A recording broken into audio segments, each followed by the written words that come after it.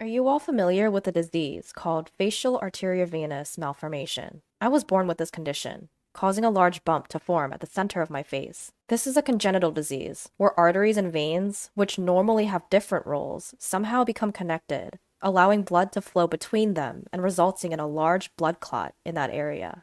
From a young age, I underwent numerous surgeries, each one causing further distortion of my face. And during my school years, particularly in elementary school, I was terribly teased by the boys in my class. This facial disorder, impossible to hide no matter how hard I tried, led to severe self-consciousness. I honestly thought I would end my life without ever experiencing love or marriage, believing there would be no one who could love someone with such an ugly appearance. I seriously thought so, at least until I met him. I, Sophia, was a hopelessly negative person, lacking self-confidence, and recognized by others as such. Although I was somewhat influenced by what people said about my disease, the existence of my family, especially my sister, was what really exasperated my complex. You see, my sister Mia has beautiful double-fold eyelids, long lashes, a perfectly shaped nose. She's as pretty as a doll and is often complimented. My parents were extremely proud of her and frequently gifted her new clothes, shoes, and hair accessories. In contrast, my ugliness, a product of my disease, was treated as if I didn't exist. They'd say, "It'd be pitiful for Mia to be seen as siblings with such an ugly sister." For this reason, my parents did not want me to spend much time with my sister. However, Mia didn't care about my disease at all. She treated me normally, even giving me the toys and hair accessories she'd received, and defending me against those who made comments about my face. She was always there for me. While I love and cherish her for being such a saving grace in my life, my parents' love was always directed at her. They showed no interest in time. And for instance, even if Mia got grades in the 70s, they would compliment her. "Getting this high is incredible! Our Mia is not only pretty, but also good at studying. We're truly proud of her." But no matter how well I did on a test, they would always dismiss it with, "You know, being good at studying isn't enough to get you through life. In this world, even if you're not very smart, you can get by if you're attractive and pleasant. Since you're not good looking, I think you're going to have a hard life." When I found a pretty dress I liked, they'd say, "It might look good on Mia, but it wouldn't suit your face. You'll just become a laughingstock, so you better not wear it." When I showed interest in makeup and bought a magazine with my own allowance, they'd tell me, "Makeup can't cover up to your level. It's a waste of time." They kept comparing me to Mia, and every single thing I did was denied, and I lost confidence, more and more. Mia often protested against my parents' attitude towards me, but that just made things worse. That's when I realized there really is no place for me in this family. And it's not like I had a place at school either. I was teased by the boys in my class with nicknames like Monster or Face Weapon. And there were times when I was avoided because people said they might catch my disease if they touched me. Even in middle school, although the treatment wasn't as harsh, there were still boys who would grimace just by me being next to them. And while no one would say anything to me directly, I would often hear whispers about me. But what hurt the most was being made the subject of a punishment game. There used to be a game where the person who lost had to confess their feelings to someone in the class, and I was often the target of that punishment game. Of course, I knew they were only confessing because they had lost a game, so I politely declined. But then they'd go around saying, "I got rejected by that monster girl!" And I was yelled at by one of the boys I had turned down, saying, "Don't get all high and mighty just because it's a punishment game, ugly." At the time, it seemed so selfish and unfair to me, but I was convinced that my face was a sin. I thought I was causing discomfort to others just by being there. I was filled with guilt.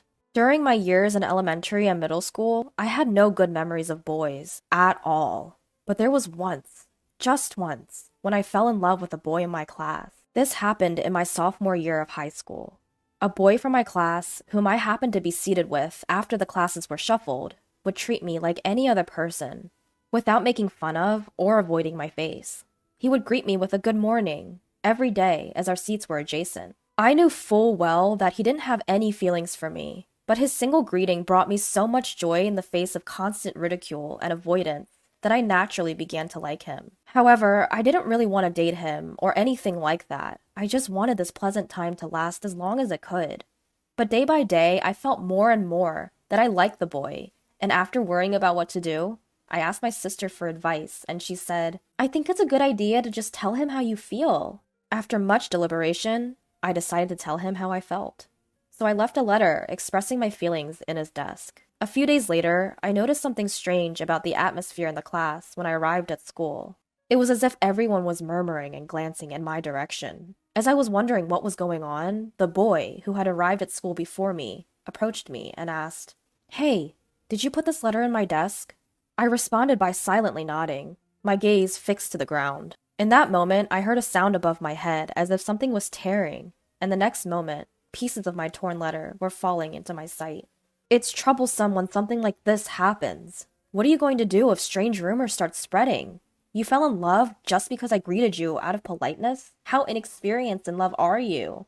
I didn't mean anything by it. If I gave you the wrong impression, I'm sorry. He said this, and for some reason, the class erupted in applause and cheers. And I heard comments like, "Wow, you've got guts!" And "That's a bit sad, isn't it?" After that, my memory is a blur, and the next thing I knew, I was at home. But I don't remember anything about the journey. All I can remember is a feeling of guilt and despair. After that incident, I couldn't bring myself to go to school anymore, and I stopped attending. When my parents heard about what happened, instead of being on my side, they said, "His reaction was justified. You caused trouble, so you should apologize." Eventually, they began to scold me for not going to school for such a trivial reason, and tried to force me to go, but I just couldn't get myself to move.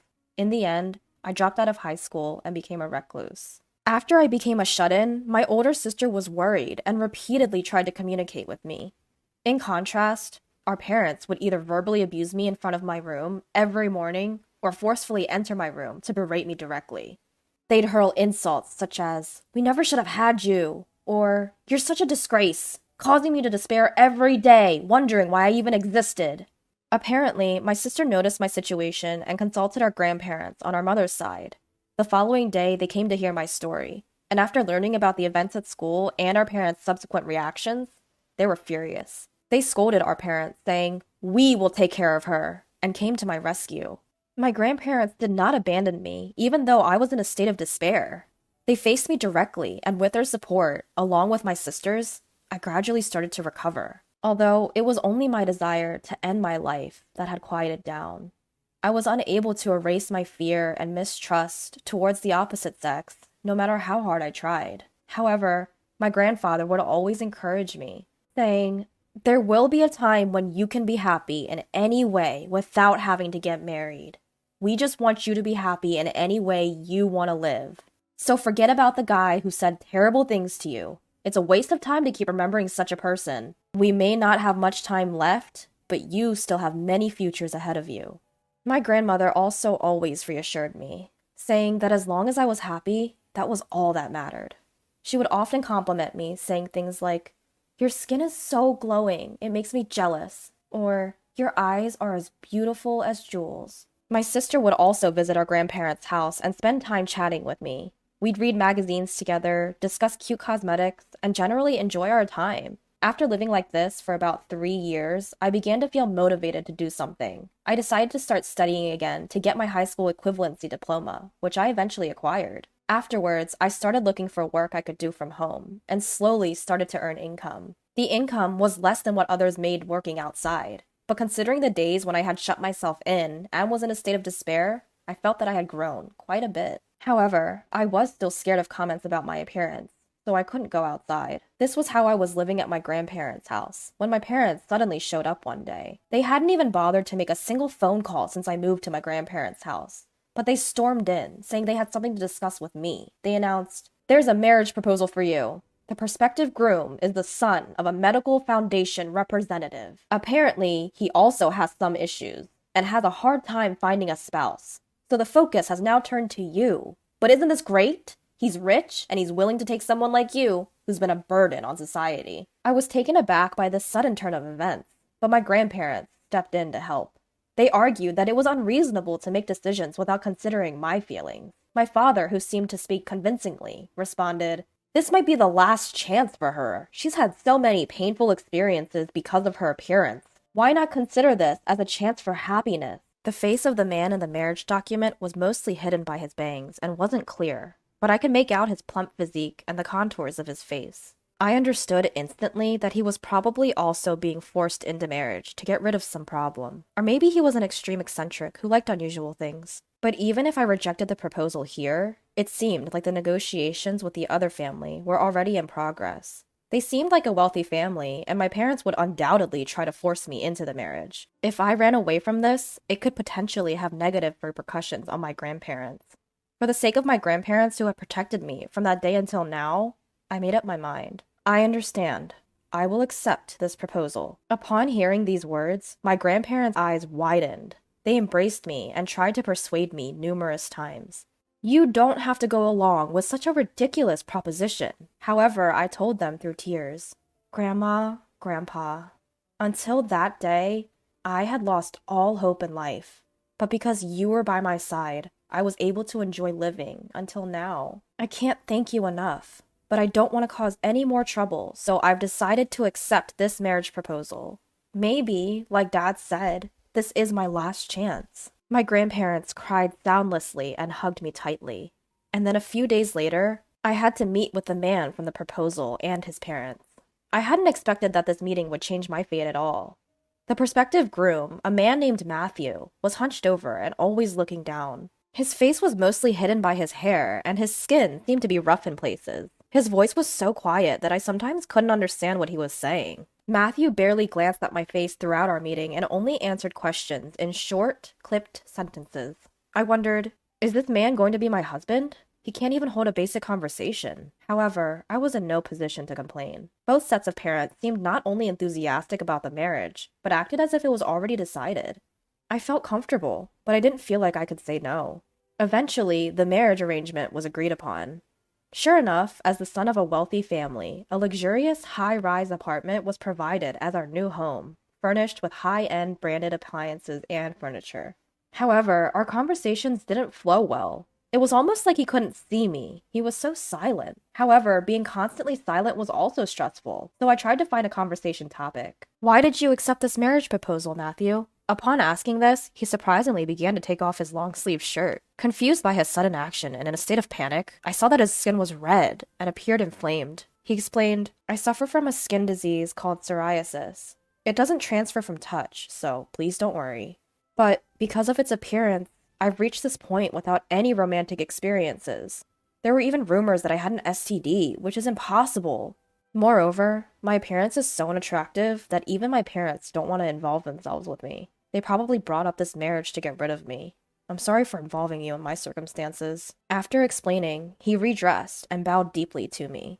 I saw a glimpse of inflammation at his hairline, and I understood that he was growing his bangs long to hide it. I see. Please, raise your head. I'm in a similar situation too. When Matthew raised his face, I told him everything about my past. When he heard my story about high school, he started crying. I can't believe something like that happened to you. It must have been so hard at the time. It's unacceptable that a guy would do that to you, treating you like an exhibit. That's outrageous. He became angry to a stranger on my behalf and offered me words of comfort. Despite having experienced his share of hardships, he cried and became angry upon hearing my story. I wondered, how kind-hearted is this man? Seeing this, I commented, we seem quite similar, don't we? Matthew replied, blushing with a shy smile. I was thinking the same thing. After that, we spent the entire night sharing our life stories, crying, getting angry, and sympathizing with each other. From then on, we slowly started to understand each other. I tried to understand his disease and collected a variety of information, trying everything from dietary therapy to supplements. But, I noticed that he was surprisingly picky about food, especially vegetables. So I tried different seasonings and cooking methods and made various arrangements so that he could eat more easily. Then perhaps, finding the taste to his liking, he began to enjoy his meals, saying they were delicious. He began to improve his constitution, little by little, by taking in nutrients through meals and taking medication. Also, to reduce stress, we started doing things like yoga and having lots of conversations, and I saw Matthew's smile slowly increase. Matthew never made a nasty comment about my face, but rather, he repeatedly praised me, saying, cute, while blushing. Just once when I asked him, don't you dislike my face? He told me, not at all. It's part of your character, and I think it's cute. And you've managed to stand up on your own despite going through tough times. I don't think there's another woman who's as strong and wonderful as you. His words gave me a profound sense of comfort. Over the following few years, we carried out a plan to improve Matthew's physical condition. As a result, his skin inflammation calmed down a bit, and the inflammation at his hairline became less noticeable.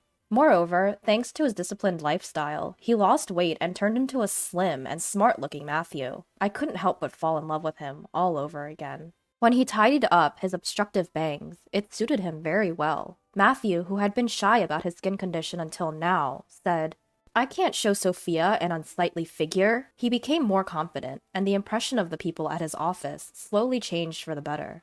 Apparently, he hadn't told anyone about his disease, assuming they wouldn't understand. When he finally opened up about it, he was surprised that everyone accepted him. They even told him, "Why didn't you tell us? Trust us more." One day, while we were spending such days, Matthew suddenly said, "Hey, do you want to have a wedding ceremony?" Even though I had become a bit more positive since marrying him, I was still afraid of appearing in front of a large crowd. When I hesitated, he said, "If you really hate the idea, of course we don't have to. But I thought it would be a good way to express our gratitude to the people at my company who helped me.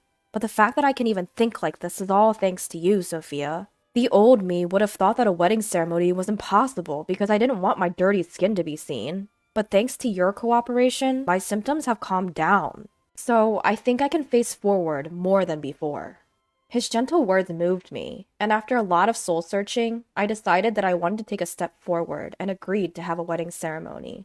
But I don't have any friends, so the only ones I invited were my parents, grandparents, and my sister. However, when it was less than 4 months until the wedding, my sister was found to be pregnant. To be safe, my sister decided to absent herself, so in the end, only my parents and grandparents attended. My grandparents were happy to participate, but my parents clearly disliked the idea. However, they couldn't refuse due to their status, so they participated reluctantly. The same was true for Matthew's parents. They didn't seem happy at all, but because some of their foundation's associates and people they knew were attending, they reluctantly agreed to come. But both sets of parents were good at maintaining appearances, so in front of the other guests, they said things they didn't really think, such as, "We struggled with his illness, but we're glad that he has grown up so well," or, "We're proud of our child, who has lived strongly without being defeated by prejudice," all the while pretending to be moved to tears. The guests, fooled by our parents' false tears and words, even shed a few sympathetic tears, which only added to my astonishment at their audacity in wanting to be seen in a good light despite everything. But Matthew was not one to silently endure our parents' deceit. When it was time for the groom's letter to be read aloud, he chose that moment to speak about his past. He spoke about how he had endured a difficult time as a student because of prejudice and discrimination due to his skin disease. Despite his condition not being contagious, no one would touch anything he had touched. But meeting and marrying me had given him a more positive outlook. He also said, "Both my wife and I have received terrible treatment from our own parents. My wife was constantly compared to her older sister and was verbally abused her whole life. When she stopped going to school due to cruel comments from her classmates about her facial disease in high school, her parents never took her seriously and even said she should apologize to anyone who had to confess to her because of her faith. This hurt her so deeply that she could hardly go outside. I too was frequently berated by my parents about my skin, being called dirty over and over again. Here is the proof." With that, he played a recording of his parents berating him for his skin condition. The voice recording included terrible comments like, "Your skin makes us uncomfortable to look at," and "We should have never had a child with such dirty skin." His parents tried to stop the recording, but it was too late. The cold stares of the listeners pierced them, and they were dumbstruck. My parents also seemed extremely uncomfortable as whispers circulated around them. Despite the awkward conclusion to our wedding ceremony, many of the invited guests expressed their understanding towards us, with comments like, "You've worked hard until now," and "We'll keep supporting you." However, this public revelation later became a big issue. It turned out that Matthew's parents headed a nonprofit organization dedicated to supporting disabled individuals, based on the principle of creating a society where people with disabilities can live easily. The revelation that they had been cruel to their own child who suffered from a skin disease became a problem. Eventually, the criticism and opposition from those around them didn't stop, and they were forced to step down from their leadership positions in the organization. As for my parents, it was revealed that they had accepted a substantial dowry to marry me off to Matthew, and they started being referred to as beasts who sold their own child for money by those around them. However, they squandered that dowry for their own selfish desires, and with no knowledge whatsoever, decided to dabble in stocks, leading to a huge loss. Eventually, they ended up in debt due to the tune of over $200,000, far exceeding the amount of the dowry they received. They had the audacity to ask for our help, but we firmly refused. Even when they came knocking a few more times, we moved away and changed our phone numbers. Now, we're living peacefully together. I guess there really is such a thing as a destined meeting. I am incredibly happy right now. Though the start was rocky, meeting Matthew and marrying him has made me feel truly blessed. Thank you for watching until the end. I hope to see you again in the next video.